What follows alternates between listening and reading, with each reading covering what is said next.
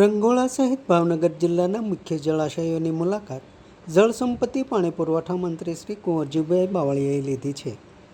રાજ્યના જળસંપત્તિ પાણી પુરવઠા મંત્રી શ્રી કુંવરજીભાઈ બાવળિયાએ ભાવનગર જિલ્લામાંના મુખ્ય જળાશયોની મુલાકાત દરમિયાન રંગોળા તળાવની સ્થિતિ તેમજ હાલની પાણીના જથ્થા સાથેની વિગતો મેળવી હતી. આ વિસ્તારમાં સૌની યોજના તળે વિકળિયા ગામથી થતી વિતરણ વ્યવસ્થા જાત માહિતી મેળવવા પહોંચ્યા હતા. ઉમરાળા તાલુકાના વિશિષ્ટ રચના ધરાવતા આ જળસિંચન યોજનાના તળાવની મુલાકાત વેળાએ મંત્રી શ્રી કુંવરજીભાઈ બાવળિયાએ અધિકારીઓ અને આગેવાનો સાથે ચર્ચા કરી. ભાવનગર જિલ્લા સહકારી બેઠકના અધ્યક્ષ શ્રી રસિકભાઈ ભીંગરાડિયાએ જણાવ્યા મુજબ સ્થાનિક આગેવાનોની રજૂઆતથી મંત્રી શ્રી કુંવરજીભાઈ દ્વારા લેવાયેલા આ મુલાકાતથી અહીંની જળસિંચન સંબંધી મુશ્કેલીઓ હળવી થશે. મારું નામ રસિકભાઈ ભીંગરાડિયા, ડિસ્ટ્રિક્ટ બેંકના ચેરમેનની મારી જવાબદારી છે.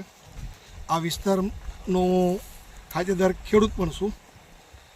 આ ડેમ સાથે વર્ષોથી સંકળાયેલો છું.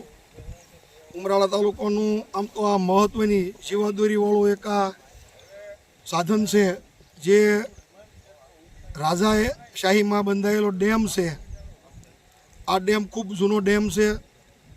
ડેમમાં પાણીની ક્ષમતા ખૂબ વધારે છે, પણ માથે બીજા ડેમ થઈ જતાં થોડો ઘણો ઓછો વરસાદ હોય એટલે આ ડેમ ખાલી રહેશે. આ ડેમ માથે સૌની યોજનાની લાઈન નીકળેલી છે અને કાયમ માટે આ યોજનાનું પાણી આમાં નખાય તો આ ડેમ ભરેલો રહે અને ઉમરાળા તાલુકાના 20થી વધુ ગામોને 12 મહિનાનો લાભ મળે એવો આ ડેમ છે.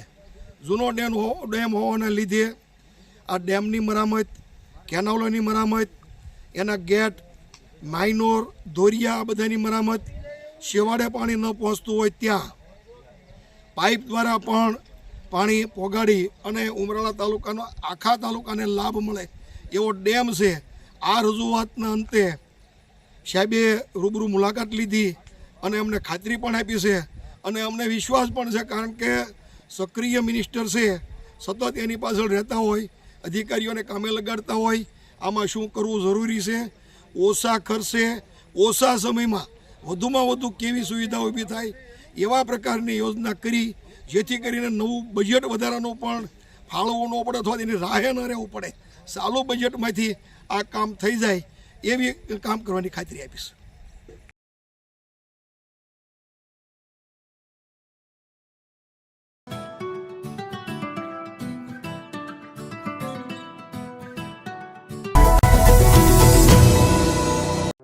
સમાજ માટે, સત્ય માટે, સત્યપૂર્ણ સમાચાર પ્રસારણ આપના મોબાઈલ પર તરત જ લાઈક કરો, શેર કરો અને સબસ્ક્રાઈબ પણ કરો.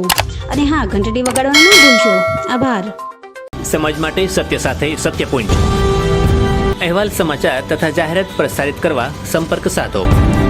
સત્યપુંજ સમાચાર પ્રસારણ, લબ્ધિ કોમ્પ્લેક્સ, તાલુકા પંચાયત સામે, સિહોર.